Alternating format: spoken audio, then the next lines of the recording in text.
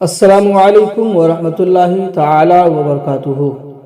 नाज़रीन, बाबरी के बाद अब ज्ञानवापी का नंबर आ गया है। नाज़रीन, ज्ञानवापी मस्जिद में लोगों को जुमा के दिन नमाज पढ़ने से रोका गया और साथ ही साथ वहां पर पूजा पाठ करने की भी इजाज़त दे दी गई।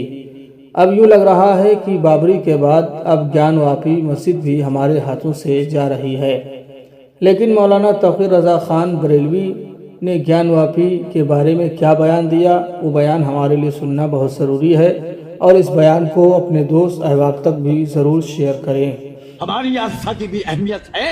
हमने बाबरी मस्जिद को सब्र किया है, ज्ञानवापी को सब्र नहीं करेंगे। इंशाअल्लाह ये लड़ाई सड़कों पर लड़ी जाएगी। हमारे प्राचा साहब कोर्ट में मस्जिद की लड़ाई लड़के, लेकिन हम तमाम मुसलमान सड़कों पर मस्जिद की हिमायत में लड़ाई लड़ेंगे। और लड़ाई वो नहीं होगी। हमें किसी से लड़ाई नहीं करनी है, हमें दिखाना है कि हम बेदार हैं, हम बर्दाश्त नहीं करेंगे। उन्होंने कहा था हमारी आस्था कोर्ट से ऊपर है, हमने कहा था कोर्ट का जो फैसला होगा हमें वो मंजूर होगा। अब मैं कहता हूं कि हमारी आस्था कोर्ट से ऊपर इसलिए है कि हम एक बार बेईमानी कोर्ट की देख चुके हैं, दोबारा देखने को तैयार नहीं है। बाबरी मस्जिद को हमने सब्र किया है, इसलिए नहीं कि हम कमजोर थे, बल्कि इसलिए कि हम अपने मुल्क की एकता और अखंडता से प्यार करते थे।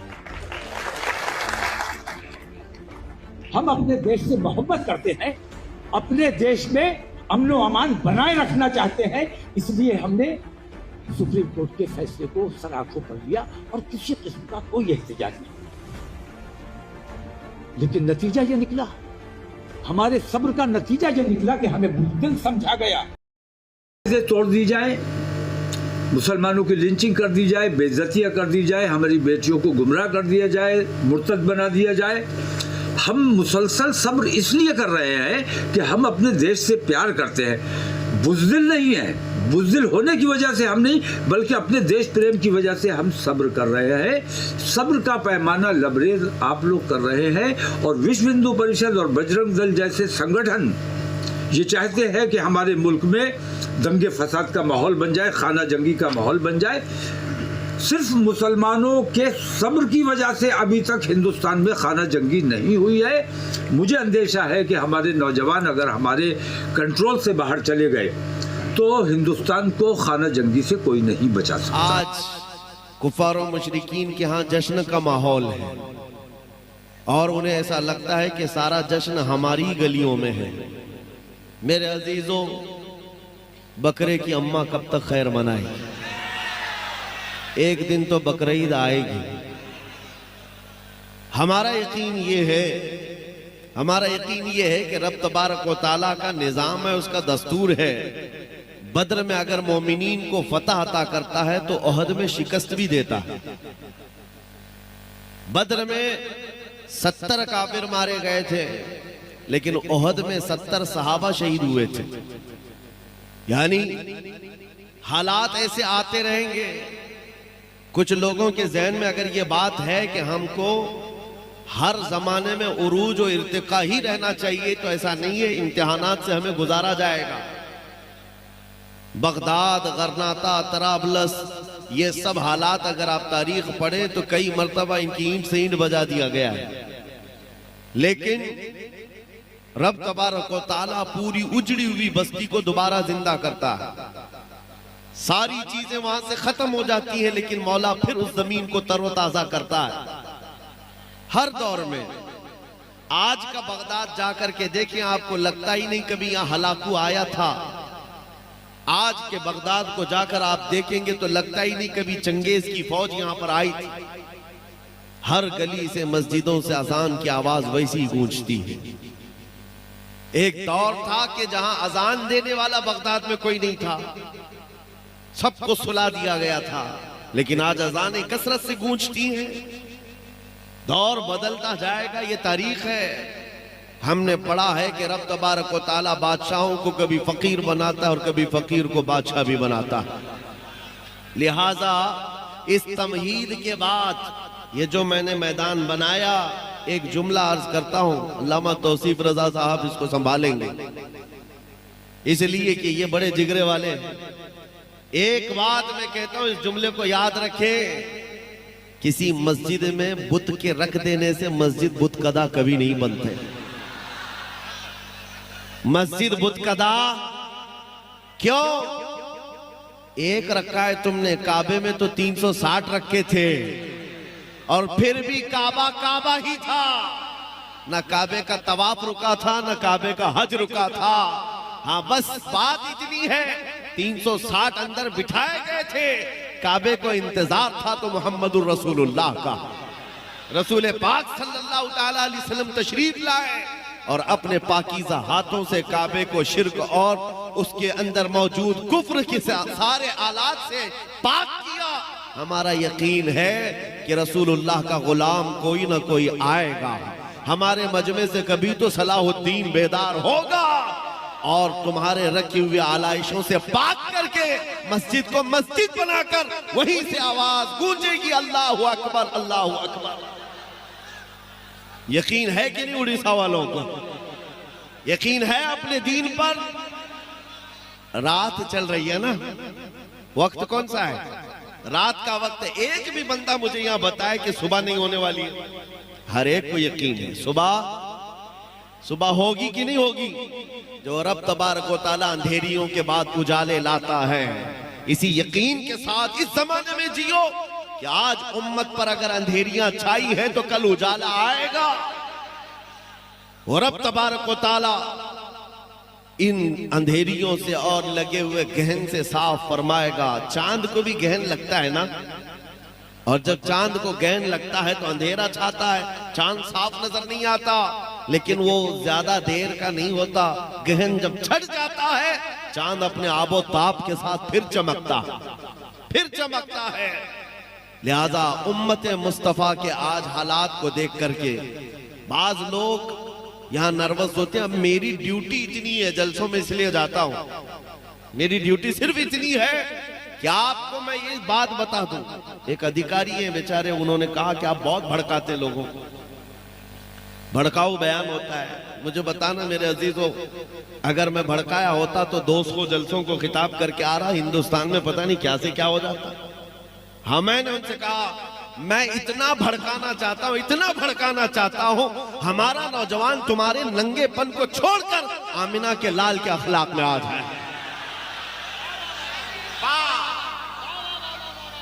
इतना भड़क जाए बस काफी है। हमारा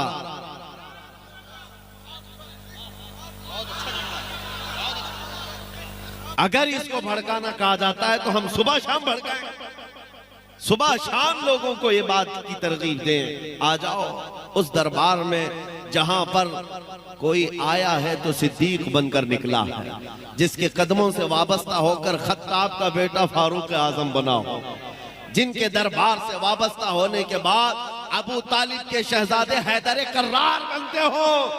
उस दरबार से क्या नहीं मिलता मेरे अजीजों, वहां से क्या नहीं मिलता। बात सिर्फ इतनी है, मैं सिर्फ और सिर्फ मेरी ड्यूटी में बता रहा हूं, ये दौर ऐसा है इब्तिला व आजमाइश का, इम्तिहानों का। देखना अभी कितने इसमें से निकलते हैं और कितने जमे रहते हैं। अल्लाह तबारक व तआला इम्तिहान लेता है। जंगे खंदक में आप तारीख पढ़ेंगे, ये तीसरी बड़ी जंग है इस्लाम में। जंगे खंदक के मौके पर कुफार और मुशरिकीन 12,000 की तादाद में आए थे, जब सहाबा इकराम की तादाद 4,000 से ज्यादा नहीं थी, और महीने भर तक खंदक खोदते रहे। सख्त ठंडियों के दिन थे और फाका कशी ऐसी कि इसी खंदक के खोदने के मौके पर रसूल पाक सल्लल्लाहु अलैहि वसल्लम ने अपने पेट पर पत्थर बांधे थे। और उस वक्त जो मुनाफिकीन थे जो साथ में आए थे, क्योंकि बदर में उन्होंने कामयाबी देखी थी और उसके बाद कुछ जंगों में माले गनीमत उनके हाथ आया था, तो हुजूर के साथ आ गए थे। लेकिन जब ये जंग का मैदान सख्त हो गया, कुफार और मुशरिकीन ज्यादा हो गए, तो क्या कहने लगे कि नहीं नहीं, हमारे घर में औरतें अकेली हैं, हमको जाना पड़ेगा। सूरतुल अहज़ाब में पूरा वाक़या मौजूद है। इज़ यक़ूलुल मुनाफ़िक़ून, यहाँ से आयतें शुरू होती, कहते हैं कि हमारे घर में औरतें तना है, हमको जाना पड़ेगा। एक एक खसकता रहा, एक एक जाता रहा, और जो डटे रहे, जो जमे रहे, वो सहाबी रसूल थे। ऐसा जमे रहे, मुनाफिकीन वहां से छोड़कर जाने लगे। जंग के हालात सख्त से सख्त बनाए गए थे। रब तबारक व तआला फरमाता है हुनालिका बतुलियल मुमिनून व ज़ुलज़िलू ज़िलज़ालन शदीदा। ये वो मकाम था जब मोमिनीन को हिला दिया गया था, हिला दिया गया था। आपको पता है साद इब्ने मुआज की नस कट गई थी और उसका खून का फव्वारा हुजूर के चेहरे पर तक आता था जब वो सामने आते थे, लेकिन इन्हीं जख्मों के हालत में वो महीना भर तक खड़े रहे। खाने पानी के लिए उनके यहाँ हालात ऐसे थे कि एक खजूर पर 10 सहाबा गुजारा कर लेते, एक खजूर पर। और एक सहाबी ने भी ये नहीं कहा सामने जो जमात है उस दौर की बीजेपी रही हो, जिनके पास सारे पूंजीपति जमा हो गए, मुशरिकीन के सब कुछ वहां था। अरे रात को जब पकाते थे तो बोटियों की रोटियों की खुशबू इधर भी आती थी, इधर भूखे सहाबा थे। एक सहाबी ने भी नहीं कहा चलो उधर जाकर के खाना खा के आते। मेरे आका सल्लल्लाहु तआला अलैहि वसल्लम ने फरमाया मुझे अंदाजा है कि तुम्हें भूख की शिद्दत ने परेशान किया होगा। जानते हो सहाबा क्या कहते हैं? आका जब तेज भूख लगती है तो हम आपका चेहरा देखते हैं। जिसके पास रसूल पाक हो तो फिर ना उसे बोटी बुलाती है ना रोटी बुलाती है। सहाबा इकराम का इम्तिहान हुआ, जो मुनाफिकीन छोड़कर जाने वाले थे चले गए। रब तबारक व तआला ने कुरान पाक में फरमाया है कि ना ही उनकी औरतें तन्हा थी, ना ही उनके घर बेछत थे, कुछ नहीं था, बहाना बनाया। और फिर रब तबारक व तआला ने ऐसी आंधी भेजी जिससे कुफार और मुशरिकीन के पैर उखड़ गए, सब बिदक गए उनके जानवर। और ऐसी हालत में वो रफू चक्कर हुए, मैदान से भागते हुए, माल सब कुछ छोड़कर। और फिर अल्लाह ताला ने मदीने वालों को फतह मुबीन अता फरमाया, रसूल पाक के सहाबा को वो अजीम फतह अता फरमाई। मैं एक और बात बताता हूँ, महीना भर तक खंदक भी खोदते रहे, महीने भर तक जंग का मुकाबला करते रहे। और उसके बाद जब थके हारे जख्मों से चूर मदीने जा रहे थे, बीच रास्ते में ही जिब्राइल अमीन आए, अर्ज किया या रसूल अल्लाह सल्लल्लाहु अलैहि वसल्लम रब तबारक व तआला का हुक्म है कि अपने सहाबा को लेकर बनु नुज़ैर के मुकाबिल में चले, एक और जंग में जाना है। मदीने पहुंचे नहीं, 5 किलोमीटर का फासला है सिर्फ खंदक के मकाम से लेकर मदीना। अभी बीच रास्ते में जिब्राइल अमीन आए, हुजूर से कहा कि यहाँ से रब ताला फरमाता है बनु नुज़ैर के मुकाबिल में आप जंग में चले। हुजूर पाक सल्लल्लाहु अलैहि वसल्लम रुक गए, सहाबा को देखा जख्मों से चूर चूर है, कपड़े फटे हुए हैं, किसका हाथ रस रहा है खून से, किसी का पैर। हज़रत अबू हुरैरा ने इसको बाद में बयान फरमाया है कि सहाबा कहते थे उस वक्त सबके नाखून उखड़ गए थे। ये सारी चीजें मौजूद थी सहाबा के अंदर। नबी पाक सल्लल्लाहु तआला अलैहि वसल्लम ने रोक करके पूछा कि क्या ख्याल है? जिब्राइल अमीन का हुक्म आया, अल्लाह का हुक्म आया, जिब्राइल अमीन ने सुनाया है, क्या यहीं से हमें बनु नुज़ैर के मुकाबिल में जंग में जाना है? साहबा ये तो कहते हैं कि या रसूल अल्लाह महीने भर तो खंदक खोदते रहे, महीने भर उनका मुकाबला करते रहे, जरा बीवी बच्चों से तो मिल के आए, जख्म पट्टी तो करके आए, मरहम पट्टी करके आए, खा पी करके आराम करके आए, फिर दूसरी जंग में जाएंगे। नहीं मेरे अजीजों, सहाबा से जब रसूल पाक ने फरमाया तुम्हारा क्या ख्याल है, हर सहाबी कहता है या रसूल अल्लाह देर किस बात की, चले अभी यहीं से चलते हैं, यहीं से चलते हैं। मैंने यही पूछा उन सहाबा से, क्या जख्मों का दर्द नहीं होता था, घर से दूर और जुदाई का ये गम नहीं सताता था, घरों को तन्हा मदीने में छोड़कर नबी पाक सल्लल्लाहु तआला अलैहि वसल्लम के साथ महीनों गुजारते थे, कोई तकलीफ नहीं होती थी? तो सहाबा का ये नारा है आज के मुसलमानों के लिए मेरे अजीजों, हर सितम हर मुसीबत गवारा है, या रसूल अल्लाह बस तुम कह दो कि तू हमारा।